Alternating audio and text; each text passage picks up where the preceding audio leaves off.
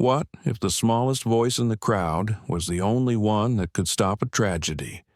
Not a pilot, not a powerful leader, not a seasoned expert, but a 15-year-old boy, standing alone against the roar of jet engines. Jordan Carter didn't plan to be a hero that day. He was scared, unsure if anyone would listen, yet in one heartbeat, he faced a choice: stay silent and watch disaster unfold, or shout the truth and risk everything: his safety, his freedom, even his future. Would you have shouted? Would you have trusted your instincts when the world told you to stay quiet? This is the story of the boy who dared to raise his voice, and the powerful millionaire whose life and destiny were changed forever. But what followed the next day was even more dangerous, a twist no one could have imagined. So I invite you to step into this journey, not just to hear what happened, but to ask yourself, what would I do if it were me? And before we begin, don't forget to like this video, share it with friends, and subscribe to the channel so together we can keep telling stories that matter. The late afternoon sun cast a copper glow over the runway at Newark Airfield. Heat shimmered above the asphalt, and the roar of engines echoed like a heartbeat across the wide expanse. A sleek private jet, polished white with silver stripes, rolled slowly toward the takeoff strip. Inside, staff hurried to complete final checks. Everything about the scene felt ordinary, routine, safe. But then, out of nowhere, a boy broke through the security fence, his sneakers slapped against the hot pavement. His breath came in short bursts, his arms pumping as though he was running for his life. And maybe, in a way, he was. "Stop, don't fly." His voice cracked but carried across the wind. Your plane was sabotaged. Don't fly for a heartbeat. No one reacted. The sound of turbines drowned his words.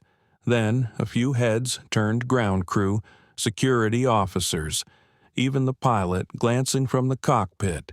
Confusion swept across the tarmac. The boy waved his arms, desperate, as the jet's wheels edged forward. "Don't fly," he screamed again. His throat burned, but fear gave his voice power. "It's not safe. Your plane will crash." Two guards spotted him and sprinted from the edge of the runway. Radios crackled, shouts filled the air.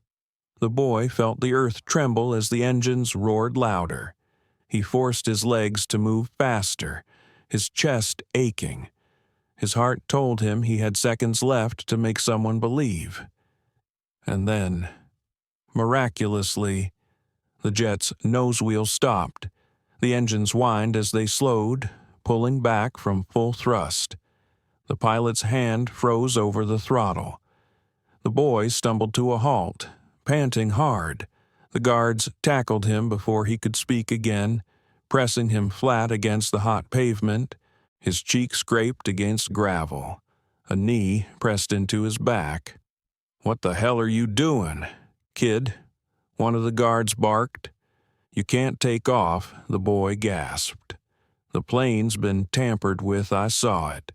"Shut up." The guard tightened his grip, glancing nervously at the jet that now stood idle just yards away. Through the blur of sweat and tears, the boy caught sight of a tall man standing near the aircraft stairs. He was dressed in a tailored gray suit, shoulders broad, posture calm. The man's face was dark, dignified, carved with lines that spoke of endurance and restraint. His eyes locked onto the boy's, curious, suspicious, but also strangely empathetic. That man was Preston Miles, billionaire, CEO of Aeronova Systems, one of the most influential black executives in America. For a second, Preston simply stared. He had seen many things in his life, contracts worth billions, boardrooms filled with rivals, and faces that doubted his place at the table. but he had never seen a boy risk everything to throw himself onto a runway, shouting like his life depended on it. The scene erupted with commotion. Mechanics ran toward the aircraft, shouting for a full stop. A woman in a headset waved frantically at the tower. Fire trucks began to roll out as a precaution, and Preston, still watching, took a slow step forward. The boy's voice strained under the guard's hold. "Check the fuel lines. The wiring, I saw someone messing with them." The guard looked skeptical. "You expect us to believe that I know what I saw?" The boy rasped, his cheek grinding against the pavement. Another guard muttered, "Better safe than sorry." He grabbed his radio. "Tower, hold all departures. We've got a possible security threat." For the first time, silence fell heavy over the runway. The engines powered down. The hum of danger eased. The boy's heart hammered in his ears. Relief mixed with fear. Maybe they would think he was crazy. Maybe he'd be punished.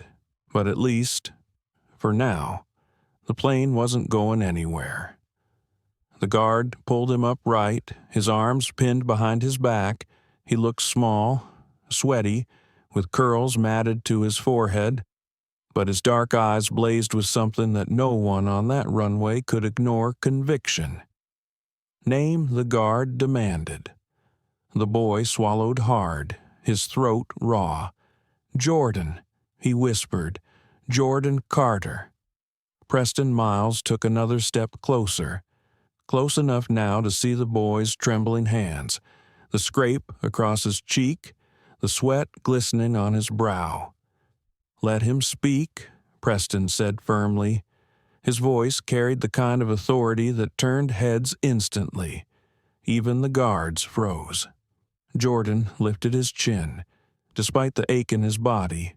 "Sir, your plane. It wasn't an accident. Someone tried to make it crash." The air grew still. Even the guards exchanged uncertain glances. And Preston Miles, billionaire, visionary, a man who had faced both triumph and humiliation in equal measure, felt something stir deep in his chest. A boy had just risked his life to shout a truth no one else dared to see. And Preston knew instinctively. This was only the beginning.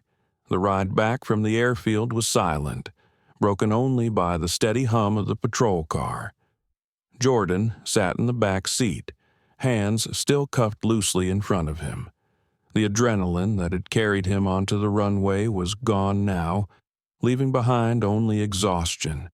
His throat felt raw, his body ached, and yet somewhere deep inside, a spark of defiance remained. He didn't regret shouting. He only wondered if anyone would believe him. When the car pulled up to a modest brick duplex on the outskirts of Newark, a woman rushed down the front steps. Monica Carter was still in her navy blue scrubs, her hair tied back hastily, her face lined with the exhaustion of a double shift. Her eyes darted from the officers to her son, and her voice trembled with fear. "What did you do?" "Jordan," she demanded. The officer raised a hand quickly. "Ma'am, your boy trespassed on restricted grounds.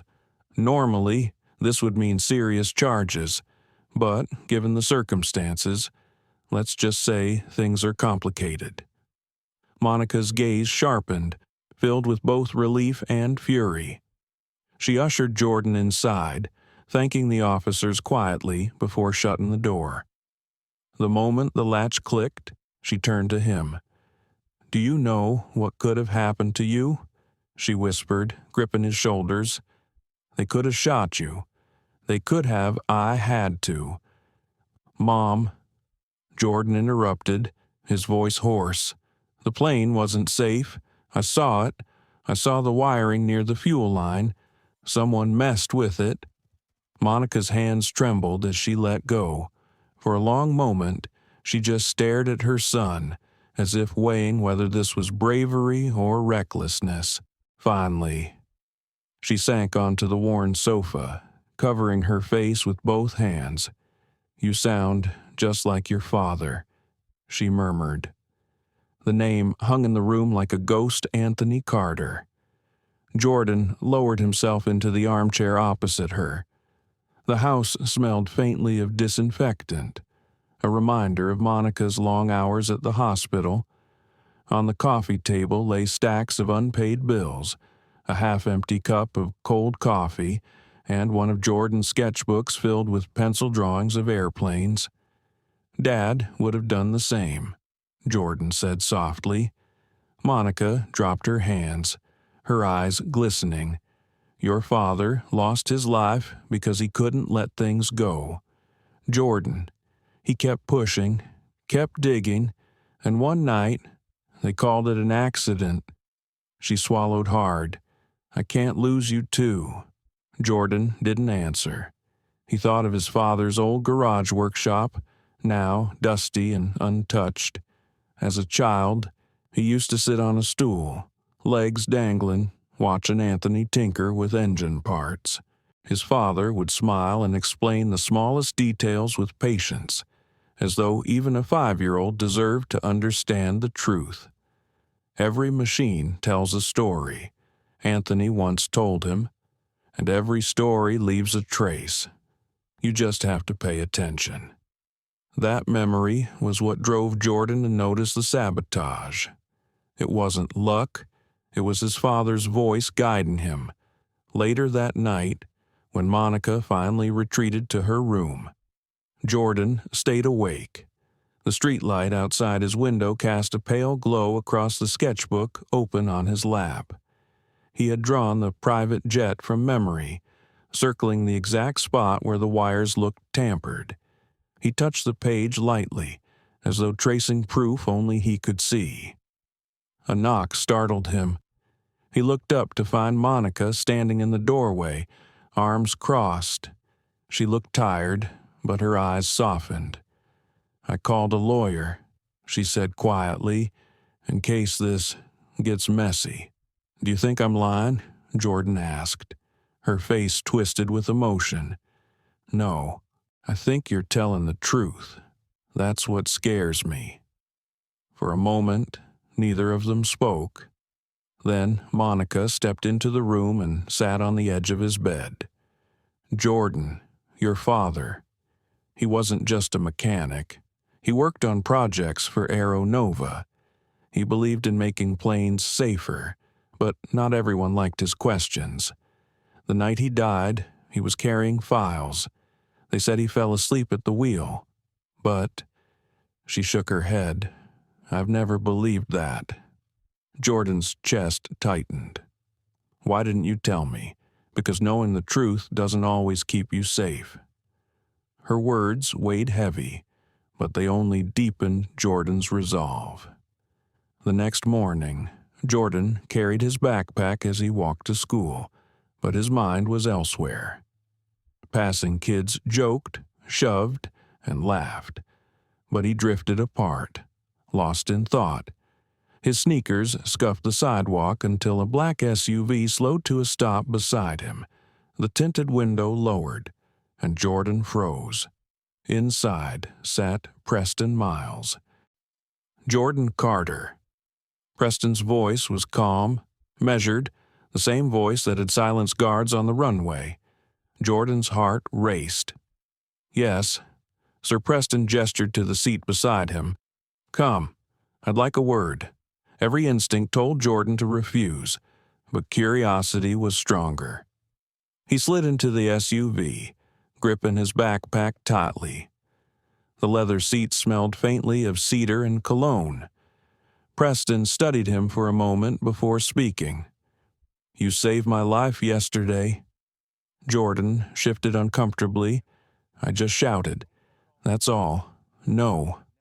Preston leaned forward. "You acted when no one else would. You saw what others ignored." His eyes softened. "I know that weight, Jordan. I've carried it myself." Jordan blinked, confused. "You're a billionaire. You don't know what it's like, Preston cut him off gently. Don't assume money erases the way the world sees you, even in boardrooms, even after building a company. I still walk into rooms where people look at my skin before they look at my face. The boy sat in stunned silence.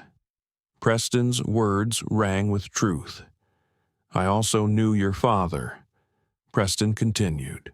Anthony Carter. He worked for Aero Nova. He was one of the best engineers I'd ever seen, and he asked the questions no one wanted to answer. Jordan's throat went dry. You knew him? Preston nodded slowly. The night he died, I got a call. He was supposed to send me a report. He never did. He paused, regret heavy in his eyes. I should have done more. The car grew quiet, filled only by the soft hum of the engine. Jordan looked down at his backpack, hands trembling slightly. Inside was his sketchbook, filled with diagrams and memories of his father's teachings. The world suddenly felt larger, more dangerous, and yet closer to the truth. Preston's voice broke the silence. Jordan, your shout on that runway wasn't just chance. It was courage. But courage draws enemies. I need you to be careful. Jordan raised his eyes, meeting Preston's steady gaze. If my dad was killed for asking questions, then maybe it's time someone finished what he started. Preston studied him for a long moment, then placed a hand on the boy's shoulder. Then we'll do it together. The SUV pulled away, leaving the school far behind. Jordan didn't look back. For the first time, he felt the past wasn't just haunting him, it was calling him forward. Preston Miles was a man accustomed to silence, not the comfortable kind that came at the end of a long day, but the heavy, measured quiet of boardrooms where his every word was weighed twice as hard and questioned 3 times as often. For all his achievements, the billion-dollar valuation of Aero Nova Systems, the dozens of patents in his name, the global reach of his technology, he still carried the memory of doors closed in his face, of voices that once told him, "You don't belong here." The night after meeting Jordan, Preston stood by the window of his penthouse in Manhattan. Below, the city pulsed with light, cars weaving like veins of fire through the avenues. Yet Preston's mind wasn't on the city. It was on the boy with fire in his eyes, the boy who had thrown himself against fate and stopped a jet from flying into death. He thought back to his own childhood in Atlanta. He'd been a quiet, lanky kid, more interested in books than basketball, more at home with wires and broken radios than with the loud games on the street. His father, a postal worker, used to come home with sore feet and stories of white supervisors who made him work overtime without pay. His mother cleaned houses, her knuckles cracked from bleach, her patience endless. They taught him dignity wasn't given, it was fought for, day by day, at Morehouse College. Preston was one of the few black students in the engineering program. Professors praised his designs but often questioned whether he'd fit in the corporate world. He remembered standing in a lobby once, waiting for an interview, while a receptionist asked him to fetch coffee because she assumed he was an assistant. He fetched it anyway, then walked into the interview room and presented his prototype drone. The board had laughed until they saw it fly. Years later, those same people invited him to sit on panels, to smile for photos, to serve as the face of diversity. Preston had learned to carry it all with a calm mask, a voice steady as stone, but the sting never truly left. He knew what it was to be underestimated, to be told his success was luck rather than skill. That was why Jordan's shout had moved him so deeply. He saw in that boy the same defiance that had carried him through those early years. As Preston turned away from the window, his phone buzzed. A message from Aeronova's COO, Victor Harlow, press already sniffing. Need to bury this incident. Don't encourage the kid. Preston's jaw tightened. Victor was brilliant at numbers and ruthless at strategy. But he lacked one thing Preston valued most: conscience. Victor had been with Aeronova since its early days, climbing his way up with sharp elbows and sharper words. He saw every crisis as an equation: cost, risk, return. To Victor, Jordan was a liability, a distraction from investor confidence. But Preston couldn't let it go, not when he knew the boy's father. Anthony Carter had once sat in his office, voice hoarse but steady, insisting that something was wrong with their testing protocols. Anthony had been the kind of engineer who noticed the smallest details, who refused to cut corners.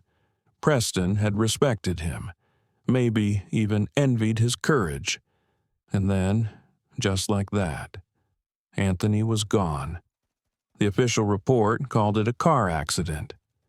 Preston had attended the funeral quietly, leaving flowers but saying little. He told himself it wasn't his battle. Now, years later, Anthony's son had burst onto a runway to save him, and Preston felt the weight of a choice he should have made long ago. The next day, Preston walked into Aeronova Tower, a glass and steel monument that pierced the Manhattan skyline. The lobby smelled of polished marble and ambition. As he entered, employees glanced up, their conversations faltering. They respected him, admired him even, but he could feel the undercurrent of the same doubts he had fought his whole life. He was the CEO, but to some, he was still the outsider who had climbed too high. Victor was waiting in his office. His gray suit was immaculate, his smile tight. "You shouldn't have talked to the kid," Victor said without preamble. Preston closed the door behind him. "He saved my life. I wanted to thank him." Victor leaned back, folding his arms, and now the press will spin this. Billionaire almost killed in sabotage. Investors hate instability. We need to frame it as a false alarm. Boy exaggerating. Security lapse. Nothing more. Preston's eyes narrowed. It wasn't a false alarm. The mechanics confirmed it, wiring tampered, fuel compromised. That wasn't an accident. Victor waved a dismissive hand.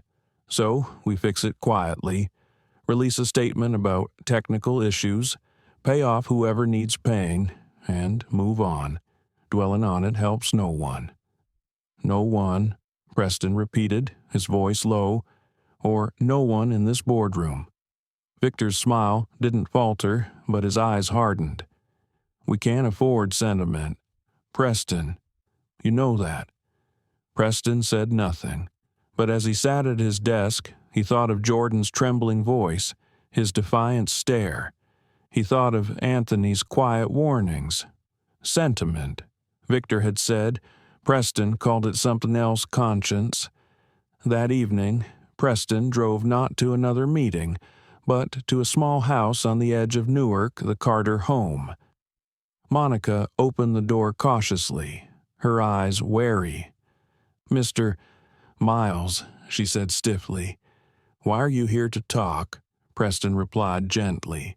"May I inside?" The house smelled of home-cooked stew and lavender detergent. Jordan sat at the table, sketchbook open, pencil moving quickly across the page. When he looked up, surprise flickered across his face. "You came." Preston smiled faintly. "I keep my promises." Over bowls of stew, Preston listened more than he spoke. Jordan told him about Anthony's garage, about the way his father would crouch beside him to explain how engines breathed like lungs. Monica listened, her hands folded tightly in her lap. For years, She had carried suspicion alone, the quiet knowledge that Anthony's death was not what it seemed. Now, in Preston's presence, that suspicion felt heavier and closer to the truth. "Mr. Miles," Monica said finally, her voice steady, "what do you really want with my son Preston set down his spoon? I want him to be safe, and I want the truth. Anthony was right about things we ignored. I won't make the same mistake twice." Jordan leaned forward, eyes burning. "Then help me. Help me prove what happened." The boy's intensity reminded Preston of his younger self, standing in rooms where no one believed in him. He saw not just a child, but a spark of something greater, a determination that could not be silenced. For the first time in years, Preston felt a strange sense of hope. Perhaps the past was not a closed chapter. Perhaps, with this boy, it was time to turn the page. The morning after Preston's visit, Jordan found himself unable to focus on anything at school. His classmates passed notes, scrolled through their phones, whispered about basketball practice, and teased each other in the hallways. But Jordan's mind was somewhere else, entirely on the runway, on his father's ghost in the garage, and on Preston Miles sitting in his mother's kitchen, listening with the kind of patience most adults rarely showed him. At lunch, he sat alone in the corner of the cafeteria, his tray untouched. He pulled out his sketchbook and flipped through the pages until he found the drawing he had made of the tampered wiring. He studied it, his pencil hovering as if the image itself might reveal a hidden clue. The memory of his father's voice echoed in his head. Every story leaves a trace. When the final bell rang, Jordan walked home slowly, his backpack heavy against his shoulders. The streets of Newark buzzed with the ordinary rhythm of life corner stores blaring music, kids riding bikes, mothers calling from porches. Yet Jordan felt separated, like he was walking inside a bubble of silence. When he reached the house, a sleek black sedan was parked at the curb. Preston Miles stepped out, dressed not in a suit but in a simple dark jacket and slacks, the kind of clothes that made him look less like a CEO and more like a man trying to blend in. Jordan stopped in his tracks. "You're here again." Preston smiled faintly. "I told you I don't ignore second chances. May I come in?" Jordan hesitated. Monica's car wasn't in the driveway. She was still at work. For a moment, Jordan thought of refusing, but curiosity pulled stronger. He unlocked the door and let Preston inside. The living room was small and worn, the kind of space that carried years of laughter and struggle in equal measure. Preston looked around quietly, his gaze falling on framed photos Jordan as a toddler on Anthony's shoulders, Monica in her nurse's uniform, Anthony in the garage holding a model wing. "You kept all of this," Preston murmured.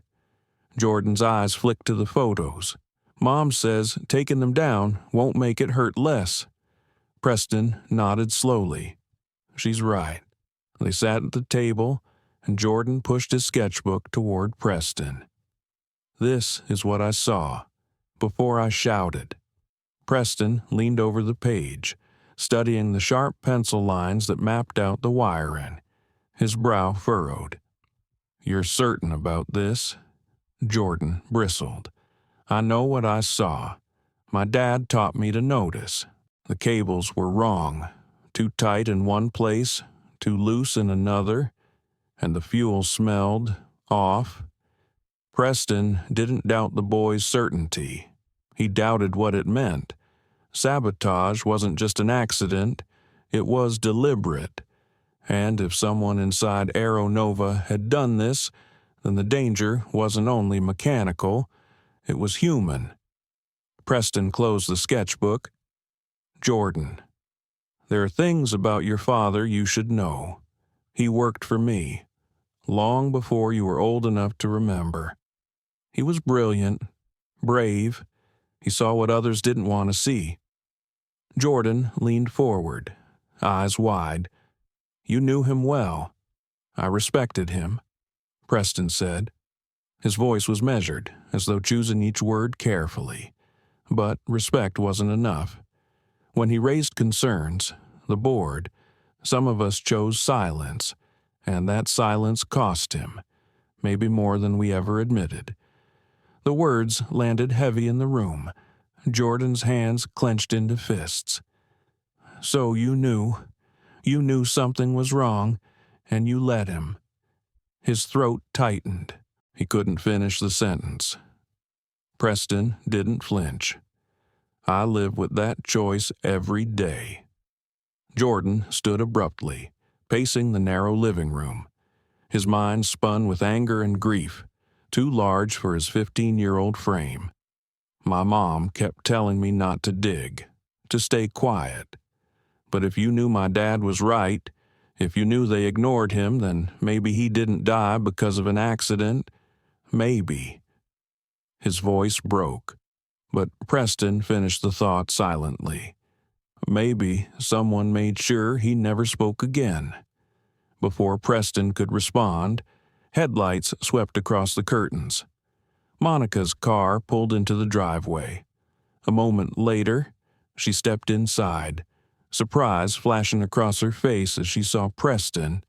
You again, she said sharply, dropping her purse on the counter. Why are you here? I needed to speak with your son, Preston replied evenly. Monica crossed her arms. About what? About dragging him into something that nearly got him killed. About making him part of your world. Jordan spoke quickly, his voice taut with urgency. Mom, he knew Dad. He worked with him. He knows something. Monica froze, her eyes narrowing. What did you tell him? The truth, Preston said, or at least part of it. That Anthony asked the right questions, that he wasn't wrong. Monica's face paled. She sank into a chair, pressing her fingers to her temples. I always knew, she whispered, but I didn't want Jordan to carry that weight. Preston's gaze softened. He already carries it. He shouted on that runway because he couldn't stay silent, just like his father. Silence filled the room, broken only by the hum of the refrigerator. Then Monica looked at Preston, her eyes sharp with both fear and determination. If you believe Anthony was silenced, then you know what kind of people we're dealing with. Do you want my son to end up the same way Preston leaned forward, his tone steady? I want your son to live. I want the truth to live. If Anthony left behind anything, any records, any files that could expose everything. Monica shook her head. If there was something, I never found it. I went through the garage, the attic, every drawer. Nothing. Jordan's eyes flicked to the old garage through the back window. He remembered the dusty toolbox that had sat untouched since the funeral, its lock rusted but unbroken. He had never dared to open it. What if he hid something Jordan asked, almost to himself? Both adults turned to him. Preston's eyes narrowed. What do you mean Jordan swallowed? Dad always told me. If anything ever happened to him, the story would still be there. A trace. Maybe it's in the garage. Maybe we just didn't look hard enough. The idea hung in the air, fragile but electric. Monica's face tightened with fear, but Preston's gaze sharpened with resolve. Then, tomorrow, Preston said slowly, we look together. That night, Jordan lay awake, staring at the ceiling. The house was quiet, but his mind buzzed with restless energy. He thought of his father's toolbox, of Preston's steady voice, of his mother's fear. He thought of Victor Harlow's name whispered in Aeronova meetings, the man whose smile never reached his eyes. And, as the hours passed, Jordan realized something that made his chest ache with both fear and hope. He wasn't just chasing his father's ghost anymore. He was standing at the edge of the same fight. The garage behind the Carter home had always been a place Jordan avoided. Dust coated the windows, and the smell of oil and rust clung to the air. It was where his father spent countless nights tinkering, sketching, and testing ideas. After Anthony's death, Monica kept the door locked, telling Jordan it was best to let the memories rest. But now, with Preston beside him, the weight of silence seemed unbearable. Early Saturday morning, Jordan stood at the threshold holding a small flashlight. Monica lingered a few steps back, arms crossed tightly. Her face was pale, torn between dread and reluctant acceptance. "I don't want you in there," she said softly. "That room. It was his world, not yours." Jordan swallowed hard. "It was ours. Mom. He always let me watch. He wanted me to learn." Preston put a hand on Monica's shoulder. "We'll be careful. We just need to know if Anthony left anything behind." With trembling hands, Monica unlocked the door. The hinges groaned as Jordan pushed it open. Dust motes swirled in the shaft of morning light that filtered through a crack in the window. Shelves lined the walls, cluttered with old engine parts. Blueprints rolled into tubes and yellowed manuals stacked precariously. In the corner, a rusted toolbox sat like a silent sentinel. Jordan's heart pounded as he approached it. The lock was old, its metal corroded, but it resisted when he pulled. He glanced at Preston, who nodded silently. Jordan grabbed a hammer from the workbench and struck the lock once, twice, until it cracked open. The lid creaked, revealing layers of notebooks, folded diagrams, and a flash drive wrapped in a small cloth. Jordan's hands shook as he lifted the items out. The notebooks smelled faintly of grease and pencil lead, their pages filled with his father's precise handwriting. Preston leaned in, his eyes narrowing as he read some of the notes. "This isn't just technical work. These are warnings." Jordan flipped through another notebook, his father's words leaping from the page. "Fuel calibration deliberately bypassed. Risk of explosion high. Reported to management dismissed." Another entry read, "Repeated pressure to ignore safety concerns. Kane insists we must streamline. Refusal led to threats of termination." Jordan froze. Kane, as in Victor Harlow. Preston's jaw tightened. Yes, he was COO then, and he's COO now. Monica sank into a chair, her face ashen. So Anthony wasn't just being paranoid. He was. He was fighting something real. Preston picked up the flash drive, weighing it in his hand. If this has what I think it does, it could be damning. But it also explains why Anthony might have been silenced. Jordan's throat tightened, and why someone tried to sabotage your plane. The room grew heavy with unspoken truths. Preston crouched down so he was level with Jordan. "Listen to me. This isn't just about your father anymore. Whoever tampered with that jet is still out there, still willing to risk lives to cover their tracks. You need to be careful." "I'm not afraid," Jordan said quickly, though his voice wavered. Preston studied him for a moment before nodding. Courage doesn't mean the absence of fear. It means moving forward even when you are afraid, just like your father. Monica's eyes filled with tears. She touched the notebooks gently, as if they were fragile relics. "I tried so hard to protect you from this, Jordan. But maybe Maybe Anthony wanted you to know. Maybe he left it for you." Jordan pressed his lips together, fighting back the lump in his throat. He had always wanted to feel closer to his father. Now, through these pages, he could hear Anthony's voice as clearly as if he were standing beside him. Later that evening, Preston invited Jordan and Monica to Aero Nova Tower. They rode the elevator up to the 42nd floor, where Preston's office overlooked the Manhattan skyline. The city glittered against the night, but Jordan hardly noticed. His eyes stayed fixed on the flash drive clutched in Preston's hand. Preston plugged it into his laptop. A series of files appeared: technical schematics, reports, and audio recordings. One recording clicked to life. Anthony's voice filling the room. "This is Anthony Carter. If you're hearing this, I may already be gone. I've documented repeated sabotage within Aero Nova's testing protocols. Victor Harlow has insisted on cutting corners for profit, despite warnings. If anything happens to me, know this: the truth is here. Don't let them bury it." Monica covered her mouth, her shoulders shaking.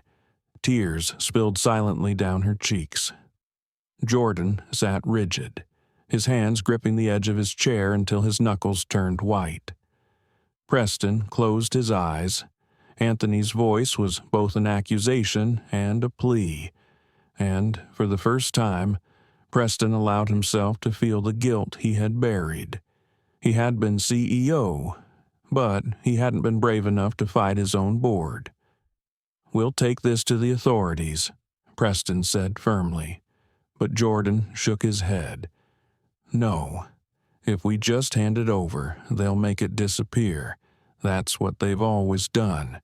We have to make sure people see it." Preston looked at him, startled by the determination in the boy's eyes. He saw Anthony in that stare, the same refusal to be silenced, before he could answer. Preston's phone buzzed. A message flashed across the screen. "Watch yourself. You're digging in the wrong places." He locked the phone quickly, not wanting Monica or Jordan to see the full name attached. But inside, his stomach clenched.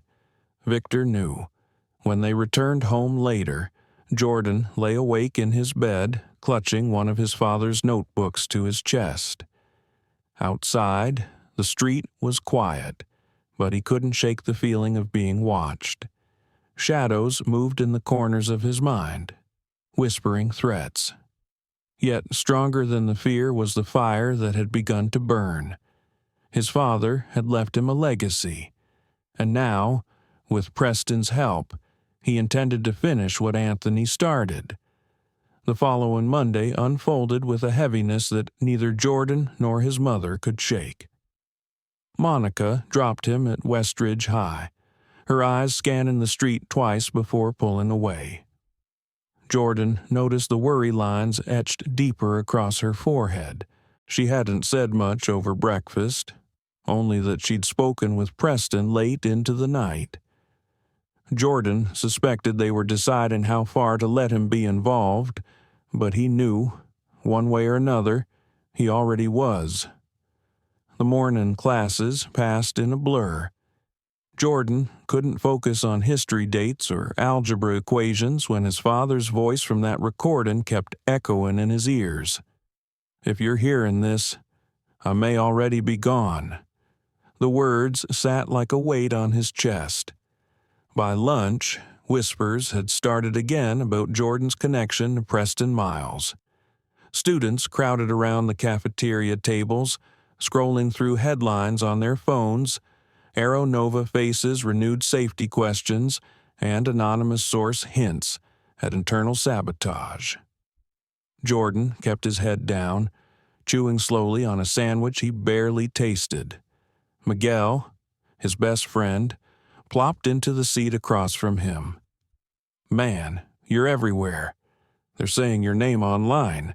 Some aviation forum linked you to Preston." Jordan stiffened. What do you mean? Miguel shrugged. Scrolling through his phone, says a student witness spotted the sabotage. That's you. Right. Jordan fought the urge to snatch the phone. People just talk. Don't believe everything. But his stomach twisted. If strangers on the internet were already connecting dots, then Victor Harlow's people wouldn't be far behind. When the last bell rang, Jordan hurried toward the pickup lane, expecting Monica's old Honda. Instead, a sleek black SUV idled near the curb. The back window rolled down just enough for Preston to wave him inside. Jordan slid in, his pulse racing. "Where's my mom? She's at work. I told her I'd pick you up," Preston said calmly. "I wanted to talk without interruptions." The SUV pulled away, gliding smoothly through traffic. Jordan leaned against the leather seat, torn between excitement and unease. "What's going on?" Preston handed him a folded newspaper. The front page bore a photo of Victor Harlow at a podium, his expression cold and commanding. The headline read, "Aero Nova, COO denies allegations, calls rumors baseless." "He's already moving to cover himself," Preston said, his voice low. "But this morning, I received an anonymous envelope at my office. Inside were copies of your father's accident report, altered versions, pages missing, data rewritten. Victor's people are trying to erase him all over again." Jordan gritted his teeth. "So they know we found the real files?" Preston nodded. "Which means they'll be watching both of us closely." As if on cue, Jordan glanced out the rear window. A dark sedan had been trailing them for several blocks. Its tinted glass revealed nothing, but its persistence made his skin crawl. "Are we being followed?" Jordan whispered. Preston didn't look back. He only adjusted his cufflinks, calm but deliberate. "Yes, don't react. We'll see how far they're willing to go." The SUV took a sudden right turn down a quieter street. The sedan followed. Jordan's chest tightened. The driver of their SUV pressed down on the accelerator, weaving through side streets, but every time they turned, the sedan stayed close. Finally, Preston leaned forward. "Lose them?" The driver nodded once, veering sharply into a narrow alley before bursting out onto a busy boulevard. Horns blared, pedestrians shouted, but the SUV kept going. After a tense minute, Preston checked the mirror and exhaled. The sedan was gone. Jordan let out the breath he'd been holding. They were really after us. Preston met his eyes. That was a warning. They want us to know they're watching. The SUV eventually pulled into the underground garage of Aero Nova Tower. Preston led Jordan upstairs, past tight-lipped assistants who lowered their gazes as they passed. Inside the office, Preston locked the door and drew the blinds. "I need you to listen carefully," he said. "What you and your father discovered could bring down people who've built their fortunes on lies. They won't stop until they silence us." Jordan's throat went dry. "Then why involve me at all? Why not just handle it yourself?" Preston crouched to Jordan's level, his gaze steady. "Because you've already proven you can see what others miss. You caught that device on my plane. You found Anthony's notes. I trust your instincts, and I think your father wanted you to be part of this." For the first time, Jordan didn't shy away from Preston's words. He felt the truth of them deep inside, painful yet affirming. Just then, Preston's phone buzzed. A message flashed. "You're not as untouchable as you think. Walk away or lose everything." No name, no number, just a threat. Preston locked the screen quickly, but Jordan had already seen enough. "It's Harlow. Isn't it most likely?" Preston admitted. "He wants me scared. He doesn't realize I've been scared my whole life. The only difference now is I'm done hiding." That evening, Monica met them at the Carter house. Jordan expected her to explode about the chase, but Preston had told her nothing. Instead, she sat at the kitchen table, her nurse's scrubs still on, her face weary. "I don't want my son in danger," she said firmly. "Anthony's death was enough. I can't lose Jordan, too." Preston's voice softened. "I understand. But keeping him in the dark won't protect him. Harlow's men already know his face. Pretending otherwise only makes him more vulnerable." Monica looked between them, torn. Anthony always said our boy had his eyes, sharp, unyielding. I never wanted him to inherit Anthony's battles. Jordan reached for her hand. "Mom, I want to do this for Dad, for us. I don't want to be afraid anymore." Monica's lips trembled, but she didn't pull away. "Then promise me you'll be careful. Promise me you'll come back." "I promise," Jordan whispered. Later, after Preston left, Jordan lay awake again, staring at the ceiling. The image of the shadowy sedan lingered in his mind. Fear pressed against his ribs, but beneath it, a strange calm settled in. His father's legacy was no longer just a memory. It was a mission. The next morning, as he walked to school, Jordan noticed something chilling. A man in a gray suit leaned against a lamppost near the corner, pretending to read a newspaper. Jordan had seen him before outside the bank when he and his mother retrieved the lockbox. Their eyes met for an instant, and the man gave a slight nod, as though confirming he had been noticed. Jordan's pulse quickened. He hurried inside the school, pretending not to care, but deep down, he knew this was only the beginning, because the shadows weren't just following Preston anymore. They were following him. The day after Jordan noticed the man in the gray suit, life at school carried on as if nothing had changed. Teachers lectured, lockers slammed, sneakers squeaked down the hallways. But Jordan felt the world watching him. Every whisper made him tense. Every unfamiliar car parked near the curb made his skin prickle. By the time the last bell rang, his nerves were stretched thin. He expected Monica's Honda in the pickup lane, but instead found Miguel waiting with his skateboard. "Walk home?" Miguel asked casually, balancing the board under one arm. Jordan hesitated. He'd wanted to avoid putting his best friend in the middle of anything dangerous, but Miguel's grin was the same as always, and for a moment, Jordan just wanted normal. Yeah, okay. They cut through side streets, past corner stores and basketball courts. The autumn air carried the smell of roasted nuts from a vendor cart. For 10 minutes, it almost felt like life before the runway, before Preston Miles and Anthony Carter's notebooks. But when they turned onto Jordan's block, his stomach dropped. The garage door at the back of the house was open. He was certain he and Preston had closed it the last time. Miguel noticed his expression. "What's wrong?" Jordan grabbed his arm. "Go home. Now." "What? Why just do it?" "Miguel."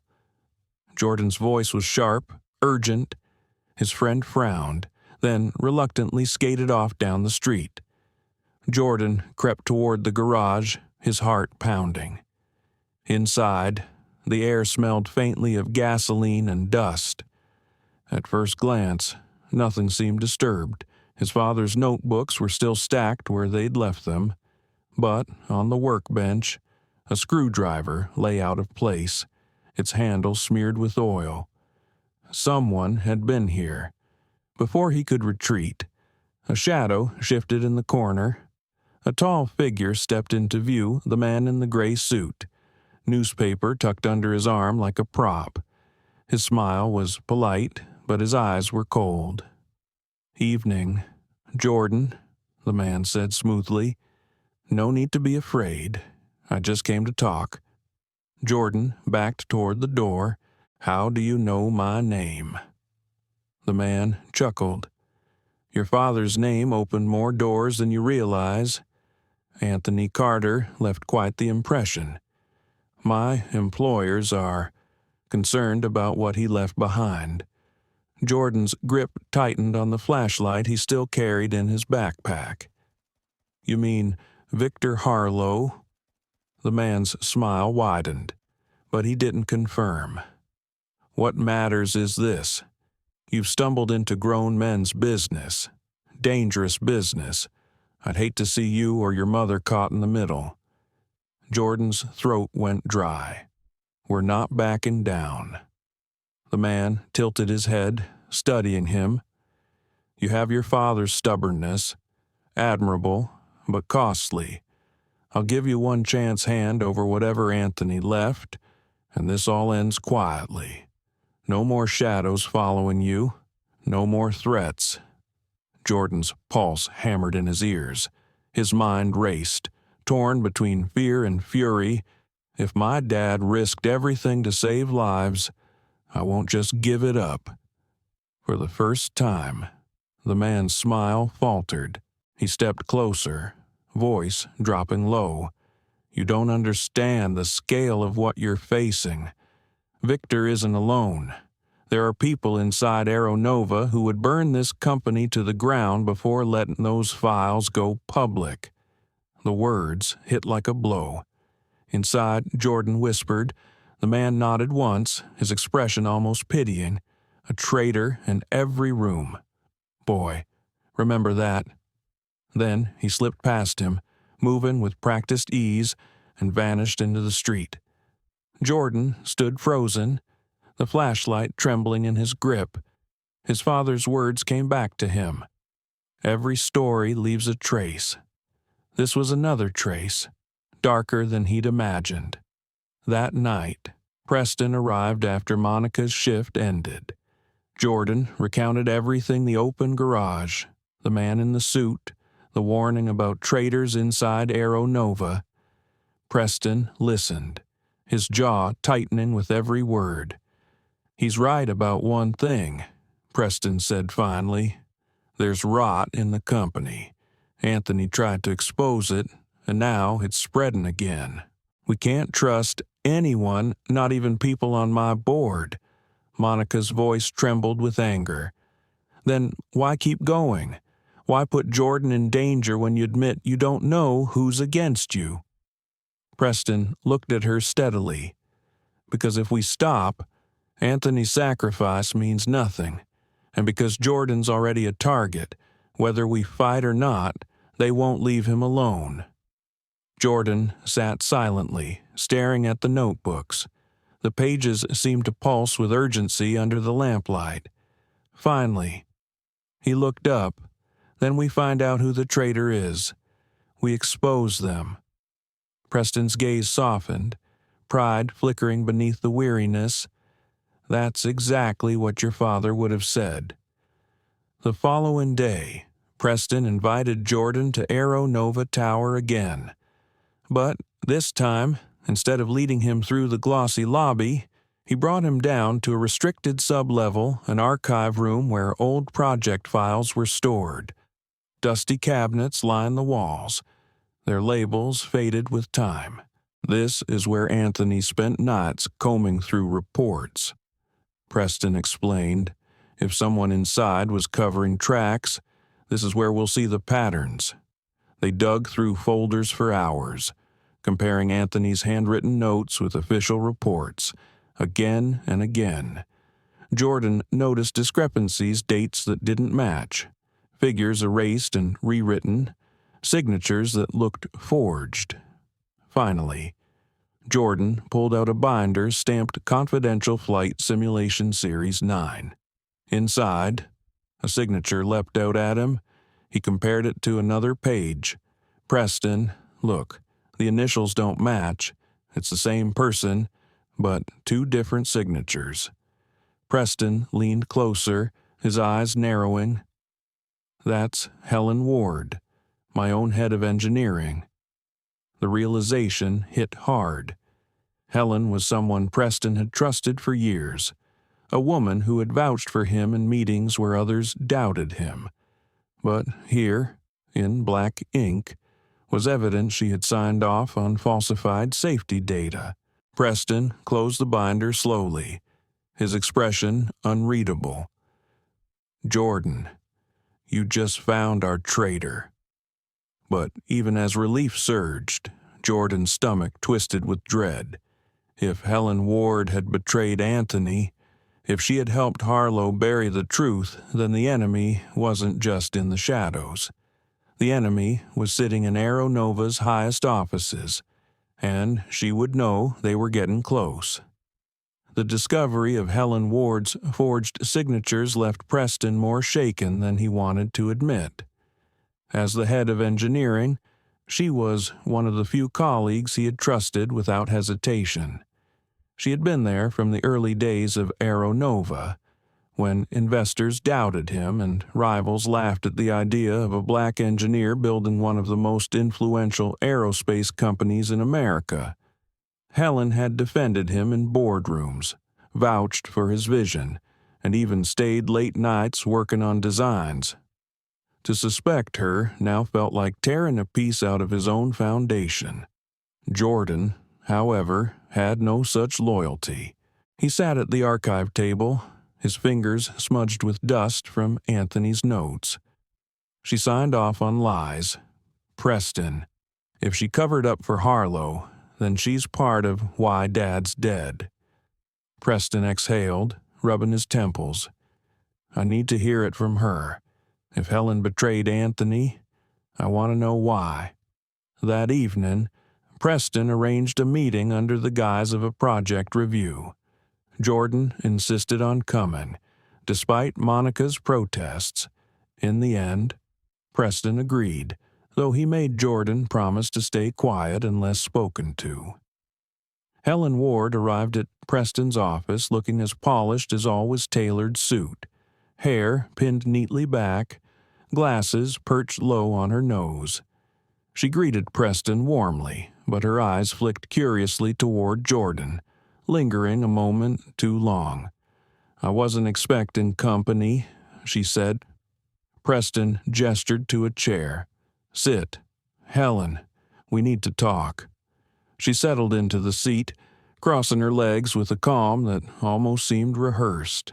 What's this about? Preston slid the binder across the desk. Your signatures. On reports that contradict Anthony Carter's notes. Care to explain? For the briefest second, something flickered across her face. Fear, perhaps, or recognition. Then her composure snapped back into place. She adjusted her glasses. Preston, those reports were finalized years ago. If there are discrepancies, it's because Anthony was prone to exaggeration. You know that. Jordan's hands clenched into fists. That's a lie. Helen turned to him, her expression softening almost maternally. And you must be Jordan. Your father talked about you constantly. You were his shadow in the garage, weren't you? Jordan's throat tightened. Don't pretend you cared about him. Helen sighed, leaning back. You think this is simple? That Victor Harlow is the villain and I'm his accomplice, but you don't understand the pressures we were under. The board demanded results. Investors wanted faster timelines, cheaper production. If I didn't sign those reports, Preston, they would have replaced me and someone else would have done worse. Preston's voice was ice. So you chose survival over truth? Her jaw tightened. I chose to protect the company. And, if you must know, I chose to protect Anthony, too. Jordan blinked, stunned. Protect him. You covered up his warnings, Helen's composure cracked then, her voice sharp, because he wouldn't stop. Jordan. He was going to expose everything. Damn the consequences. And Harlow knew it. If I hadn't signed, if I hadn't played along, they would have fired him outright or worse. She looked directly at Preston. You know what kind of men we answer to. Do you really think Anthony's accident was random? The room went still. Jordan felt cold all over. Are you saying you knew what they were going to do to him? Helen's hands trembled slightly as she clasped them in her lap. I suspected, and I tried to warn him in my own way. But Anthony wouldn't listen. He believed too strongly in his principles.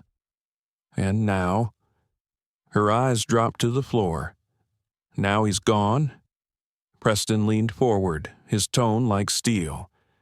And you've lived with that choice. Haven't you signing papers, playing along, pretending loyalty while bearing your guilt? Helen's mask slipped further.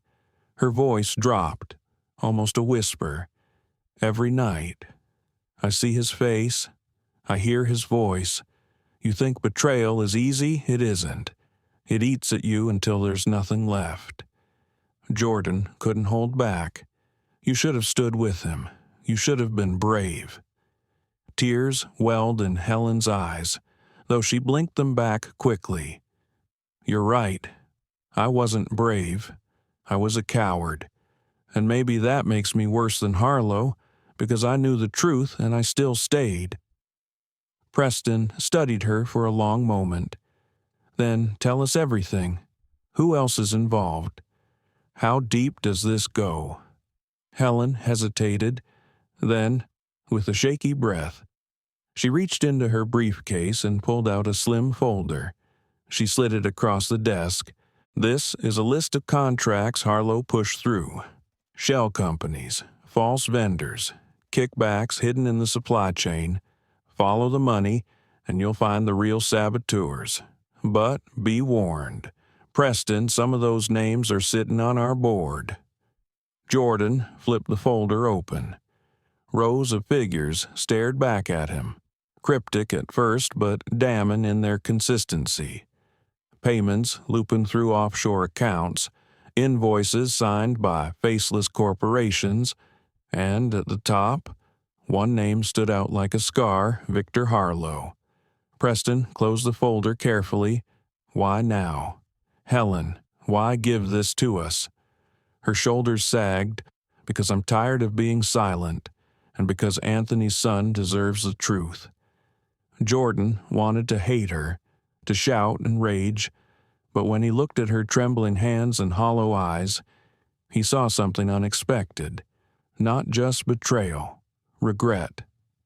Preston stood, his decision clear. If you're truly ready to atone, then help us bring Harlow down. But understand, there's no going back. Helen nodded slowly. I know, and maybe that's my penance.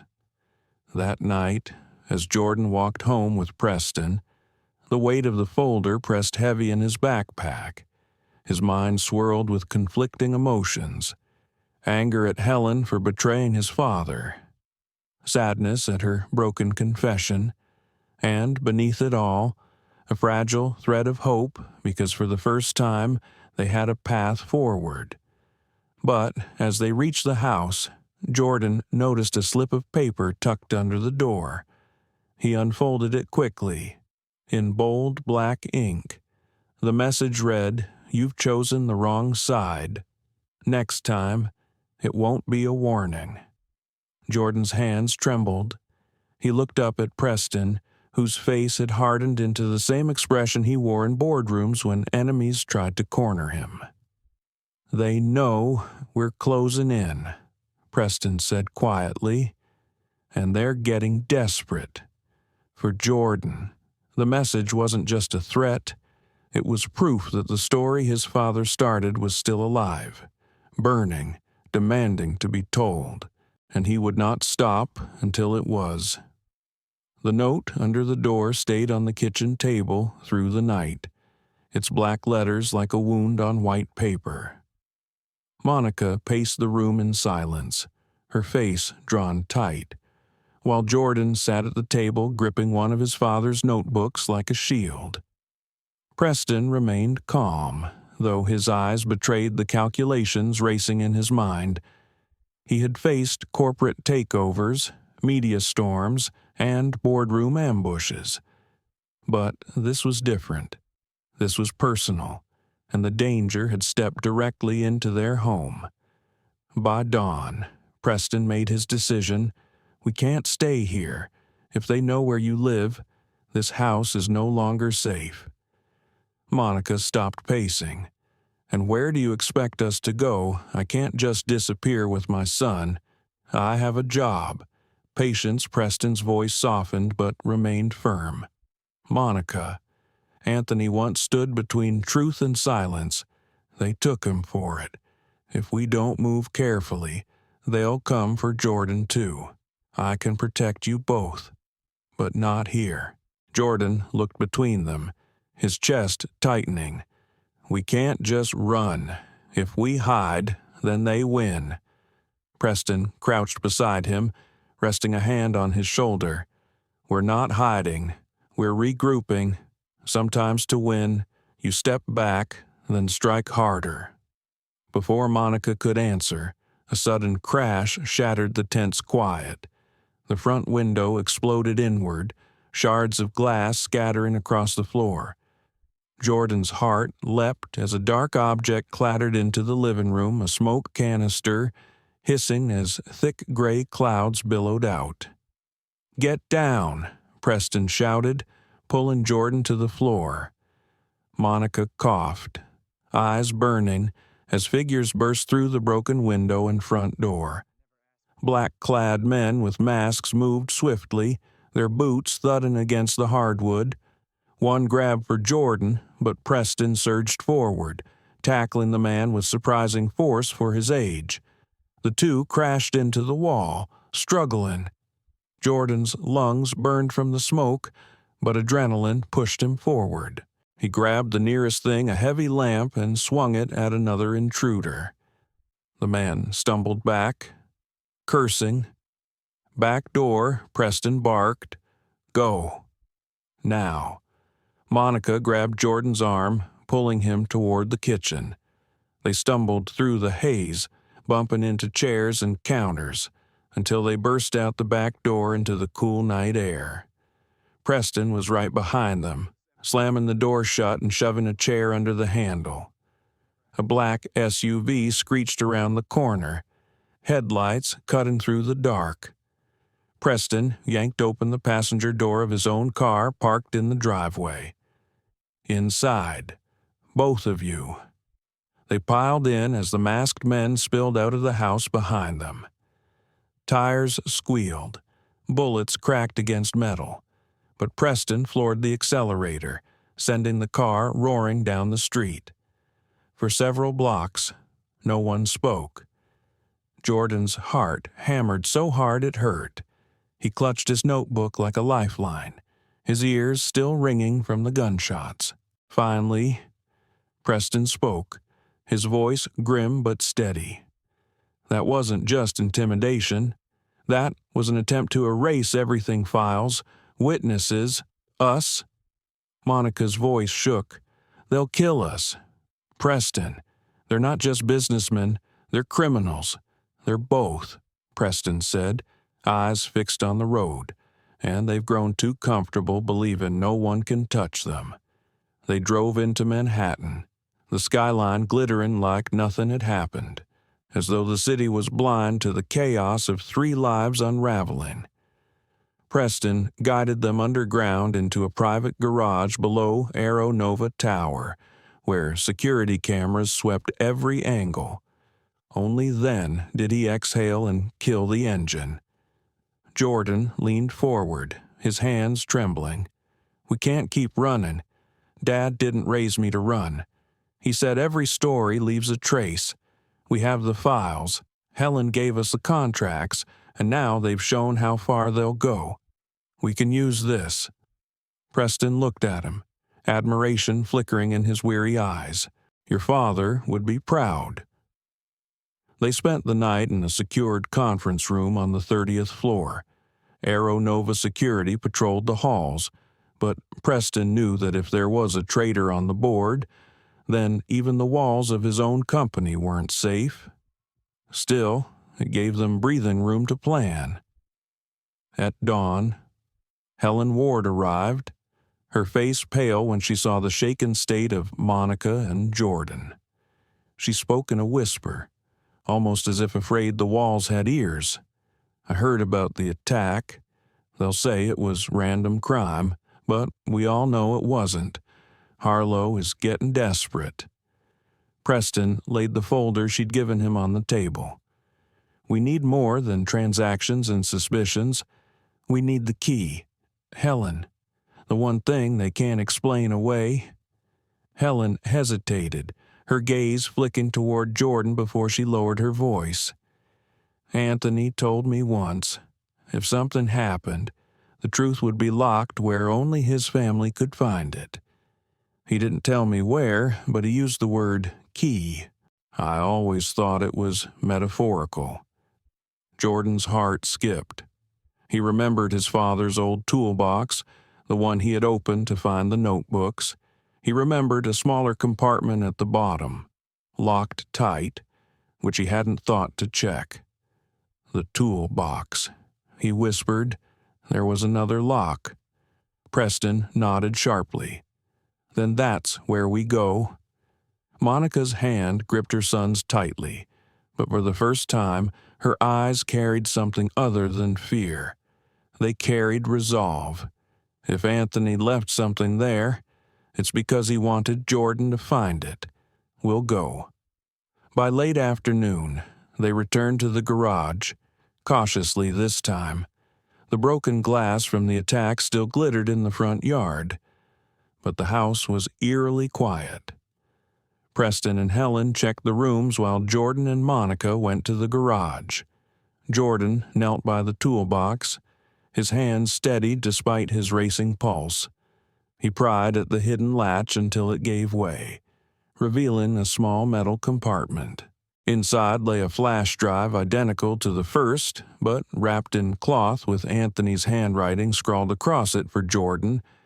His chest tightened. He knew. Preston took the drive gently, his voice low. This might be the key. Back at Aero Nova Tower, they opened the files. Unlike the first drive, this one wasn't just technical data. It contained video grainy, but clear enough. Anthony sat at his workbench, speaking directly into the camera. If you're watching this, my suspicions were correct. They're tampering with safety systems for profit. Victor Harlow is at the center, but he's not alone. Others on the board are complicit. I may not live to see justice, but my son will. Jordan, if this reaches you, know that I believed in your eyes that you would see what others missed. Don't let them silence you. The room was silent, save for the hum of the computer. Monica wept quietly, clutching her son's shoulders. Jordan stared at the screen, tears blurring his vision, but he held them back. His father's words weren't just a farewell, they were a call to arms. Helen's voice broke the silence. With this, they can't deny it anymore. But, Preston, you'll make enemies you can't fight in courtrooms alone. Preston straightened, his jaw set. Then we won't fight alone. We'll take this public. Jordan lifted his chin, his voice clear despite the ache in his chest. Dad wanted the story told. So we'll tell it, loud enough that no one can bury it again. And for the first time, despite the shadows closing in, Jordan felt the walls tremble not with fear, but with the power of truth about to break free. The morning the truth was set free, the city moved as if it were any other day. Commuters spilled into subways, horns echoed through intersections, and the towers of Manhattan glistened against the sun. But in a secured press hall inside Aero Nova Tower, the air was charged with anticipation. Preston Miles stood at the podium, shoulders squared, his dark suit immaculate, yet his eyes heavy with the weight of the decision he was about to make. Beside him, Jordan Carter sat in the front row next to his mother, clutching Anthony's final notebook. The flash drive rested inside Preston's breast pocket like a live ember. Journalists filled every seat, cameras positioned to catch every angle. Whispers rose and fell until Preston tapped the microphone. His voice carried through the room with deliberate steadiness. For years, Aero Nova has stood as a beacon of progress in aerospace technology. But today, we confront a truth that has been buried, a truth that cost lives, including that of Anthony Carter, one of the brightest engineers this company ever had. The room erupted in murmurs. Reporters scribbled furiously, cameras zooming closer. Preston raised a hand for silence. I have in my possession evidence that Aero Nova's COO, Victor Harlow, deliberately falsified safety reports for profit, endangering not just this company but countless lives. He was aided by members of this board who valued revenue over responsibility. And when Anthony Carter refused to be silenced, he paid the price. Gasps swept the room. Jordan's throat tightened. He thought of his father's face on the grainy recording, the unwavering tone in his voice. Preston continued, pulling the flash drive from his pocket. This drive contains Anthony Carter's recorded testimony, corroborated with technical data and financial records. It will be handed to federal authorities, but I will not let it vanish into bureaucratic silence. Today, we make it public. He nodded to a technician who projected the video onto the massive screen behind him. Anthony's voice filled the hall once again. If you're hearing this, I may already be gone, but the truth must live. Victor Harlow is at the center of the sabotage. The hall was so silent. Every word seemed to echo into the marrow of those listening. Journalists' pens froze mid-stroke. Cameras zoomed in tight, and even Monica, who had been bracing herself for months of grief and fear, felt tears streaming openly as her husband's voice rose above the silence of death. Jordan stared at the screen, heart hammering. For the first time since his father's accident, he felt not just grief but vindication. His father wasn't forgotten. His father was speaking to the world. When the video ended, chaos erupted, reporters shouting questions, flashbulbs exploding like fireworks. Preston held his ground, effective immediately. Victor Harlow is suspended, and I'm requesting a federal investigation into his actions and those complicit with him. Aero Nova will no longer be a company that buries the truth. From this day forward, transparency will be our only path, even as the words left his mouth. His phone buzzed with frantic messages, board members resigning, investors panicking, authorities requesting copies. But behind the panic was momentum. The truth was too loud now to be silenced. Outside the press hall, Victor Harlow himself arrived, flanked by lawyers and his usual entourage. His face was flushed with rage as cameras swarmed. "These accusations are slander," he bellowed. "This is a hostile move by Miles to seize full control of Aero Nova. Don't be fooled, this boy," he pointed viciously toward Jordan, "is being used as a pawn."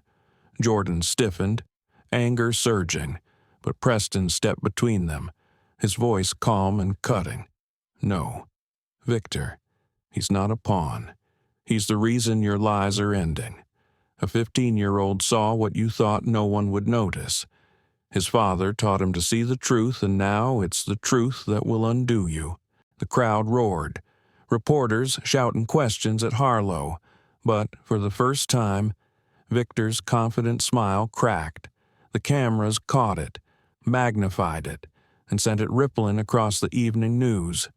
That night, federal agents raided Harlow's offices, contracts, offshore accounts, falsified safety documents. Everything Helen Ward had revealed, everything Anthony had recorded, began to form an iron chain of evidence. Board members scrambled, some resigning in disgrace, others offering testimony in exchange for leniency. The once untouchable COO was arrested at his penthouse, his defiance reduced to silence as flashing lights lit up the street below. For Jordan, the moment was both triumph and heartbreak. Watching Harlow led away in handcuffs did not bring his father back. It didn't erase the nights of fear or the attack on their home, but it was justice not just for Anthony, but for everyone whose lives had been endangered by greed. In the weeks that followed, Aeronova transformed. Preston initiated sweeping reforms, independent oversight committees, whistleblower protections named the Carter Protocol, and transparency measures that forced accountability at every level. Helen Ward, though still facing scrutiny for her role, testified fully and began working to rebuild systems she had once compromised. At school, Jordan walked through the halls, no longer shadowed by whispers but by respect. Students who once teased him now nodded in quiet acknowledgement. Teachers gave him space, sensing the weight he carried. Miguel never stopped reminding him, "Dude, you saved lives. Don't forget that." One evening, Jordan and Monica visited the cemetery. The autumn wind rustled the trees as Jordan knelt by Anthony's headstone, setting down the notebook that had guided them. "We did it, Dad," he whispered. "They heard you. The whole world heard you." Monica placed a hand on his shoulder, her voice breaking softly. He'd be so proud. Jordan looked up at the sky, streaked with fading orange light. For the first time, the ache in his chest didn't feel like a wound. It felt like a scar, a mark of something endured, something carried forward. Back at Aeronova Tower, Preston stood by his office window, watching the city below. The press still called him the man who risked his empire to tell the truth. Investors questioned his sanity, while communities hailed him as a leader of conscience. He knew the road ahead would not be easy, but for the first time, he felt the company resting not on shaky lies but on solid ground. Jordan entered quietly, standing beside him. They looked out at the skyline together, a boy and a man linked not by blood but by truth and the legacy of one who refused to be silenced. "Do you ever wonder if it's enough?" Jordan asked softly. Preston glanced at him. "What do you mean? We told the truth. We exposed them, but Dad's still gone. Nothing changes that." Preston placed a hand on his shoulder. "No, it doesn't. But Anthony believed the truth outlives us. That's what he left you. That's what you'll carry." Jordan nodded slowly, the words settling deep. "Then I'll carry it." The city outside pulsed with light, restless and endless. But inside, a boy had found his voice, a company had found its conscience, and a legacy had found its future. And somewhere in the quiet, as if carried by the hum of the city itself, Anthony Carter's voice seemed to whisper, "Every story leaves a trace." 2 months after Victor Harlow's arrest, the dust in the media had not settled. Headlines still carried Preston Miles's name, and Anthony Carter's face appeared in op-eds, television specials, and online forums where ordinary people debated the price of truth. Aero Nova Tower buzzed with the energy of a company rebuilding its foundation. Yet, for Jordan Carter, life hadn't returned to anything resembling normal. He walked home from school on a chilly November afternoon, his backpack heavy but his mind heavier. The crowds on the sidewalks rushed around him, their voices blending with the honking horns and distant hum of subway grates. None of them knew the boy walking among them had once shouted on a runway and stopped a jet from taking off. None of them knew he carried his father's unfinished story inside him like a flame. At home, Monica tried to create fragments of normalcy. She baked cornbread, tended to the small plants on the windowsill, and spoke with her patients over the phone. Yet Jordan noticed the way her eyes lingered on locked doors, how she always double-checked windows at night. The attack on their house had left invisible scars. One evening, as Jordan sat on the couch sketching diagrams from Anthony's notebook, Monica sat beside him, holding a steaming mug of tea. "You've been quiet," she said softly. Jordan shrugged. "I keep thinking about Dad's video." He sounded so certain, like he knew I'd have to finish what he started. "You already did," Monica reminded him. "You brought his words to the world." Jordan's pencil stilled. "But what if it's not enough Aero Nova has reforms? But what about the other companies? What about people like Harlow, still out there, still hiding in boardrooms? It feels like Dad was fighting a whole system, not just one man." Her eyes softened with pride and sorrow. "You sound like him." The words struck deep. Jordan didn't just want to sound like Anthony, he wanted to carry his spirit forward. But he was 15. How could a boy fight an empire of corruption? The next day, Preston invited them both to a memorial event at Aero Nova Tower. A new plaque was being unveiled in the lobby, the Carter Protocol in honor of Anthony Carter, who chose truth over silence. When they arrived, the lobby was filled with employees, press, and even government officials. Helen Ward stood near the back, her expression solemn, as though she still wrestled with guilt. Miguel, Jordan's friend, had begged to come along, his wide eyes darting between reporters and CEOs like he'd stepped into a movie. Preston took the podium, his voice carrying through the glass and steel atrium. Anthony Carter believed every story leaves a trace. His trace is now carved into the very walls of this company. From this day forward, no one will be punished for speaking the truth here. That is his legacy, and it is our promise. Applause swelled, but Jordan's eyes were fixed on the bronze plaque as a curtain slid away. His father's name gleamed under the lights, not hidden in a file or whispered in grief, but displayed proudly for the world to see. Something shifted in Jordan's chest. It wasn't closure, grief doesn't close, but it was recognition. Anthony Carter was no longer erased. After the ceremony, Preston pulled Jordan aside. "I've been thinking," he began. "Aero Nova is starting a mentorship program for young mind students with potential who see the world differently. I want you to be part of it." Jordan blinked. "Me? But you're not just anything." Preston cut in gently. "You saw what others ignored. You shouted when others stayed silent. That's leadership. Jordan, that's vision." Jordan hesitated, glancing toward Monica. She nodded, eyes glistening. "It's what your father would have wanted." The weeks that followed unfolded like a new chapter.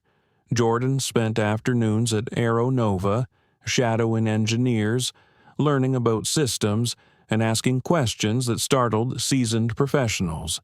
Miguel teased him future CEO in the making, but deep down, Jordan felt the path stretching ahead, yet the journey wasn't without shadows. One evening, Preston received a letter with no return address. Inside was a single page. Harlow was only one branch. The roots go deeper. Be careful who you trust. Preston shared it with Jordan, his face grave. This isn't over. We pulled one mask off, but there are more.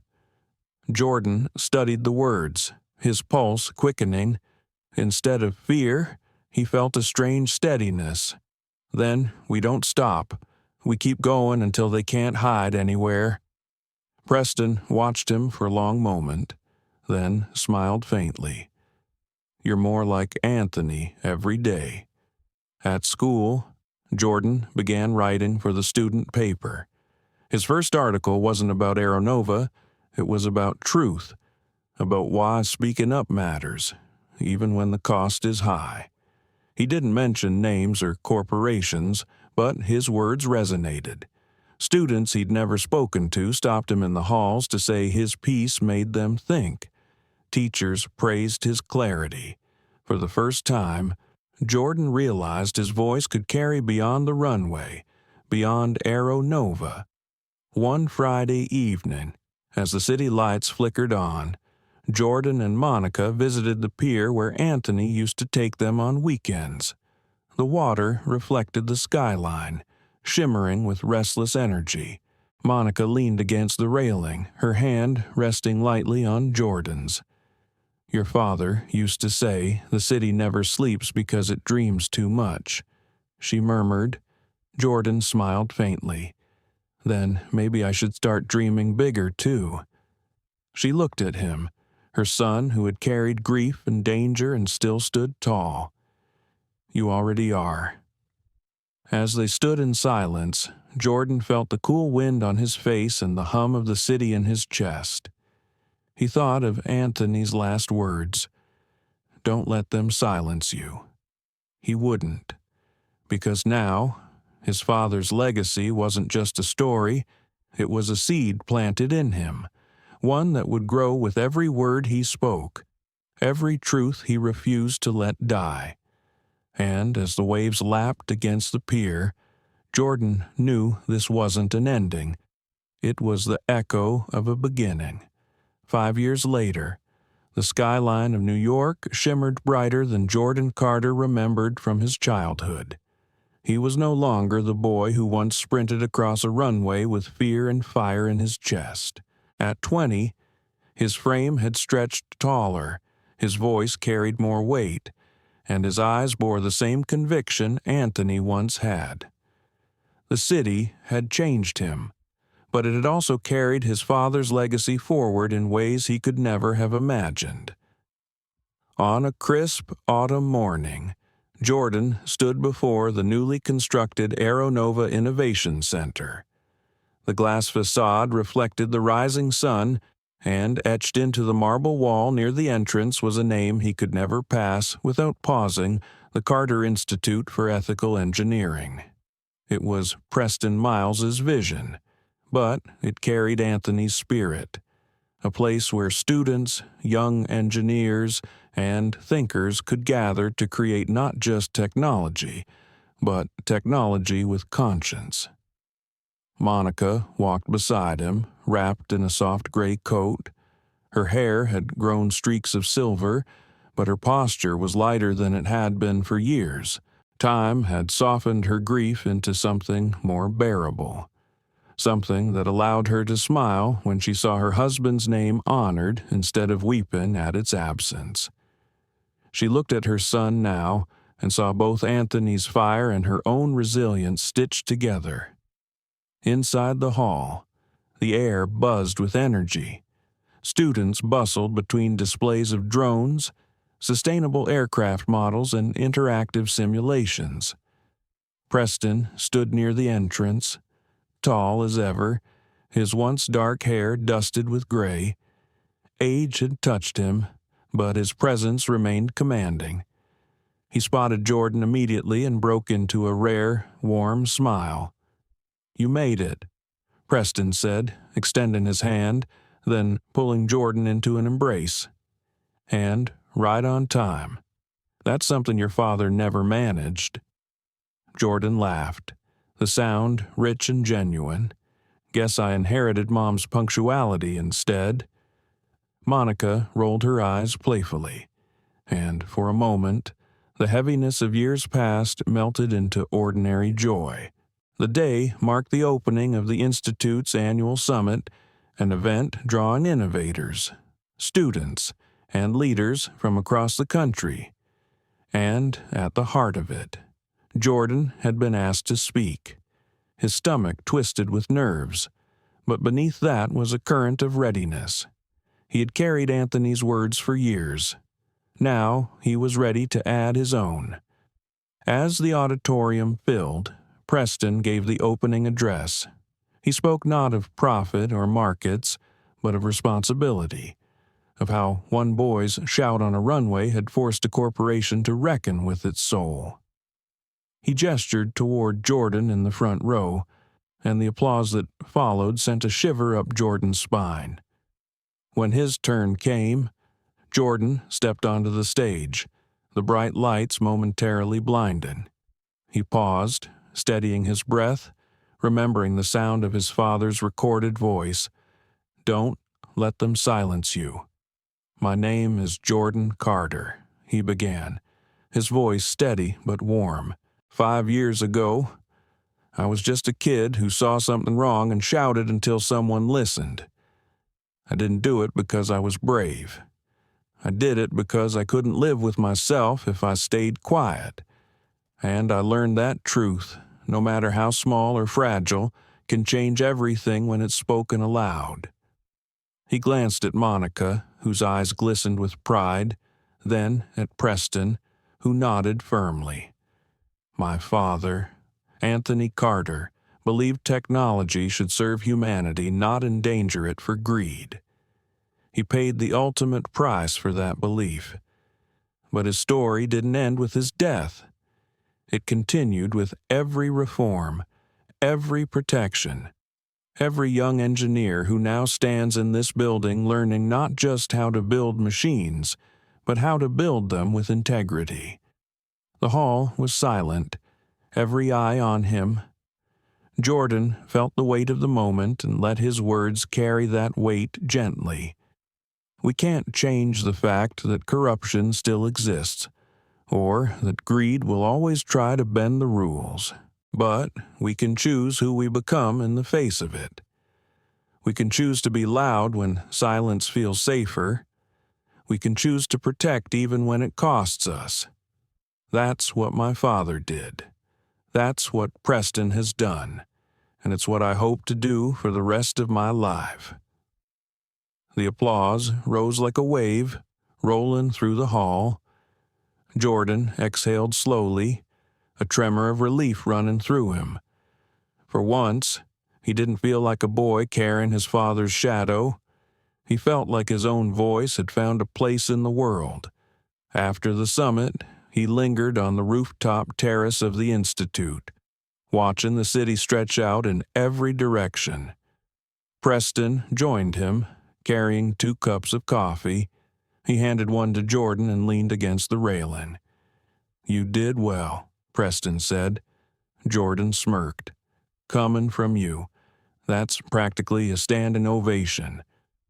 Preston chuckled, then grew serious. Anthony would have been proud. But don't mistake carrying his legacy for living in it. You have your own to build. Jordan sipped the coffee, the warmth grounding him. "I know, but maybe the two can grow together." Preston studied him for a moment, then nodded. "Maybe they can." Later that evening, Jordan and Monica walked home through the city streets. The air was crisp, the sidewalks alive with chatter and music spilling from restaurants.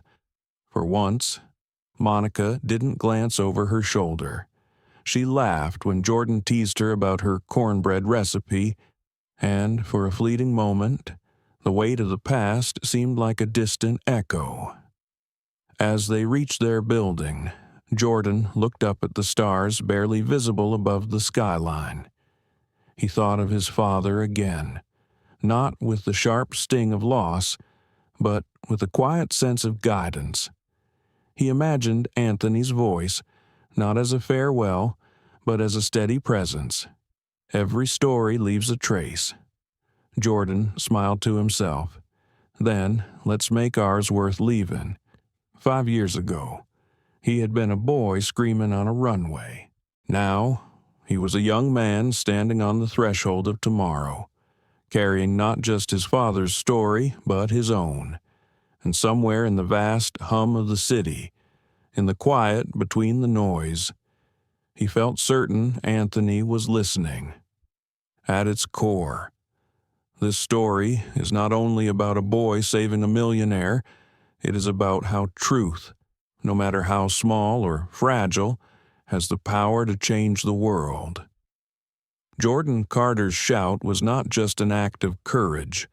It was a reminder that silence in the face of danger is also a choice.